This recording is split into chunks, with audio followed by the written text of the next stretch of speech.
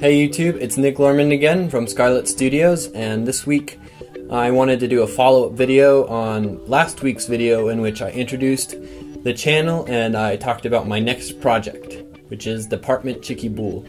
While I was staying at MET, Aaron Beavis invited me to go with him on this Holek sinkhole recce expedition in which we went to the Holek Zenote in the Chiquibul forest, which nobody has ever been to before, sans one explorer several years ago who only took pictures at the mouth but didn't go into the sinkhole itself. So we went on this expedition into the forest in order to find a solid source of water, so when we go back in January and February we will be able to, stay out there for a longer amount of time and do more research. For being called the rainforest, there was actually very little water out there. In the middle of the wet season it was very, very dry. So we hiked in 6 kilometers total to the sinkhole after riding a tractor another maybe 12 to get to the drop-off point.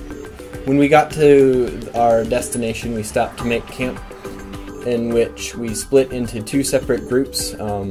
One forwarding party went to the sinkhole itself to go see if there was an easy way down and maybe if there would be water in there. After moving our stuff up, I was clearing camp when me, the ranger, and Jim Beavis, who was there with me, heard this whistling coming through the forest. And so the ranger went to go check it out, and we followed him to see that there were a group of maybe 6 chatero coming in from Guatemala on 2 pack horses. And most of them were very young, maybe 12 years old, along with a couple of adults coming with them.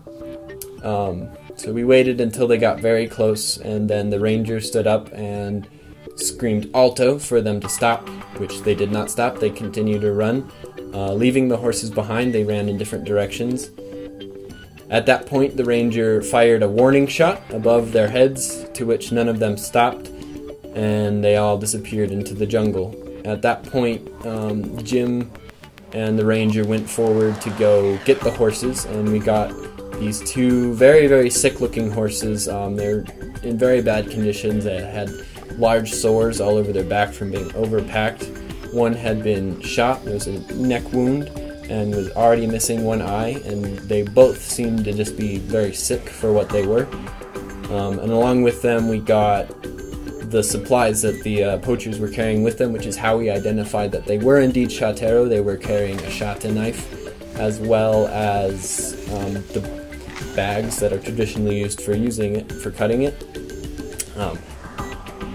Luckily, along that we did get all of their supplies, ranging from warm corn tortillas to a gallon or 2 of water, which was gratefully accepted at that point because we had almost no water. And so we were able to rehydrate and get our way back out of the jungle the following day. So that experience that I had in and of itself, that was the first time that I had been that deep into the Chiquibul system, and my first time being there, I ran into an experience with chatero. So it seems to me like it is a very pertinent issue that they are coming over and taking these shata leaves. Department Chiquibul is going to be focusing on those issues. However, it's a very complicated set of problems. One, Blees and FCD are very underfunded in supporting the Chiquibul forest system, and 2, Guatemala has a very high expansion rate, but roughly 50% of their population is below the poverty line.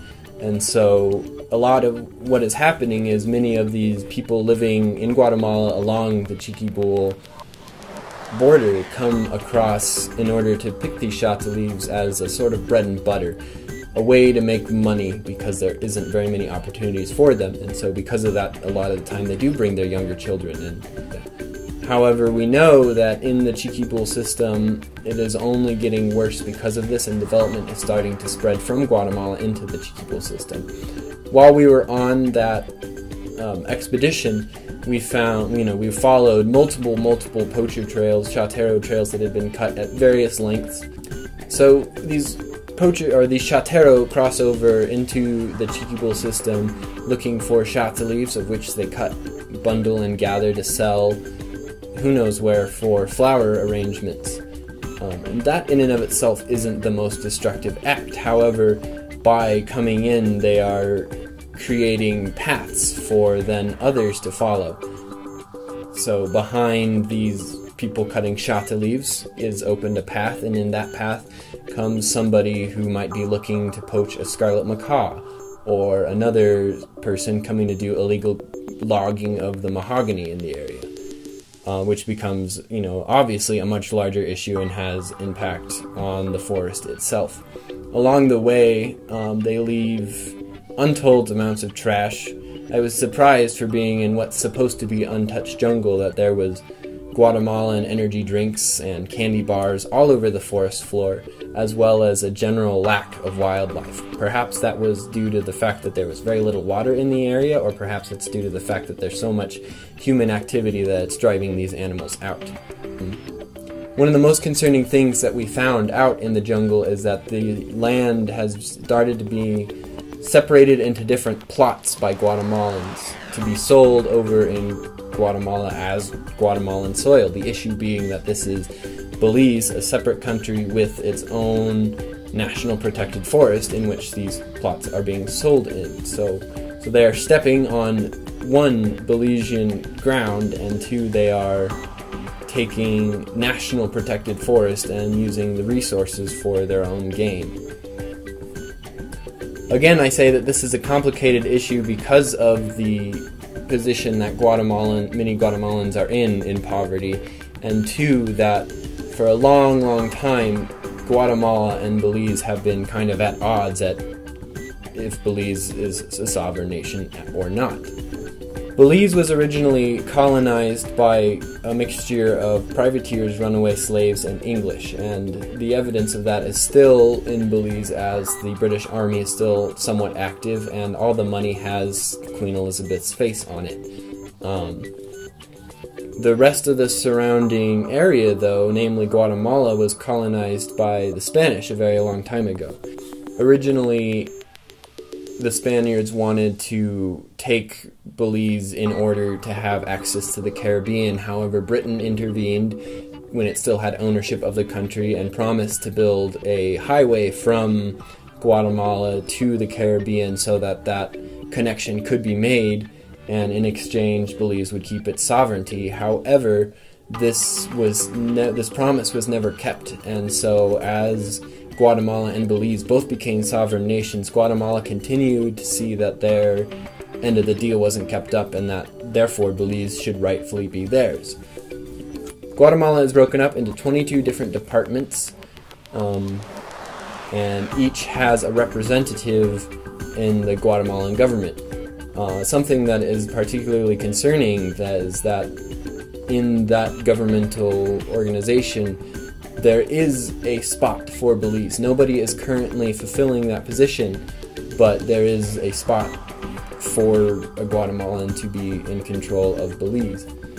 So the reason I originally went on this expedition was to begin the filming for Department 23, which ended up turning into something which we decided we can make something much larger. And so I am working with Carol and Richard Foster, who are very renowned wildlife filmmakers, and the idea for the movie itself spinned off of MET Belize's Aaron Beavis, who was the one who asked me to stay and is effectively producing this film. So as I said in my last video, the Chiquibul forest is 1/7 of Belize's natural landmass, which is then protected forest. However, 44 kilometers of the border is touching Guatemala, and that is all dense jungle, so it is where it allows for these chatero to cross over from Guatemala into Belize. This stretch of forest, as much as possible, is maintained and surveyed by Friends for Conservation, FCD, who is trying to maintain a presence to keep these chateros out and to charge them. Unfortunately, the charge for poaching, the charge for cutting shata leaves are all very small charges. For cutting a shot leaf, an adult can face either maybe like a year in prison or a fine of 500 Belize or $250, which is, before they're sent back home and likely to traverse back into Belize. In talks with FCD, we had discovered that they have arrested multiple individuals multiple times after they were released and sent back into Guatemala. So that it's a reoccurring problem, and people will continue to do it unless there is a solidified effort to stop people from coming over.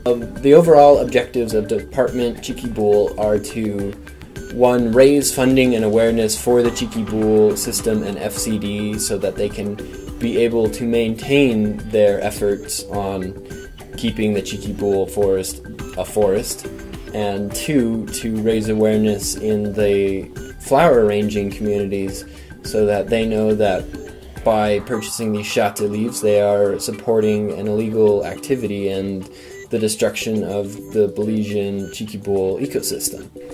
So in support for this documentary, we have created a GoFundMe page. The link is in the description below if you're interested in supporting.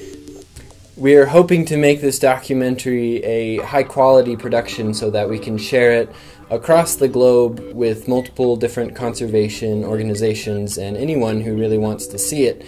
And so we have set a goal of $7,000 at the moment to get all the proper equipment, cover the gas, cover the food, and to be able to get this out there at all. So if you're interested in supporting, please go to the bottom description and support our GoFundMe page.